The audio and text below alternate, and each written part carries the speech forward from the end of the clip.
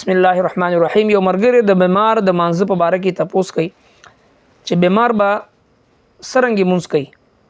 نو چونکه بیماری مختلف وي، دین اسلام شریعت مطهره یو مزګزار ته داغه د استطاعت مطابق د مز کولو حکم کوي. یو نیم سړی هغه وی چې هغه ناست نشي کولی، یو سړی هغه وی چې ولاړ نشي کولی، درې نشي، یو سړی چې بالکل ناستم نشي کولی، یو سړی په ملاسته باندې مونږ کوي.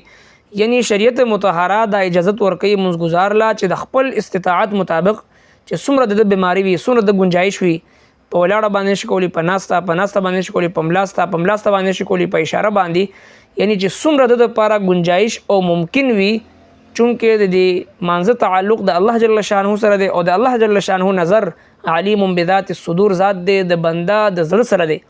د یو بنده په زړه کې څومره د الله جل شانه د حکم عظمت دی او اهمیت دی، او د الله تبارک وتعالى مخ ته د ادردو د پاره، د ناست د پاره، د الله جل شانه سره هم کلام کېدو د پاره د څومره خواهش دی، دین الله جل شانه خبر ذات دی. نو په منځ کې دا وسعت او فراخي دا چې یو سړی په ولاړه مونږ کې په ولاړه نشي کولی، په ناسته بکې، په ناسته نشي کولی، په ملاسته باندې بکې، په ملاسته نشي کولی، نو بیا په اشارو باندې بکې چې څومره د لپاره گنجائش دی، د هغه گنجائش مطابق شریعت مطهره د مانزه اجازت ورکوي.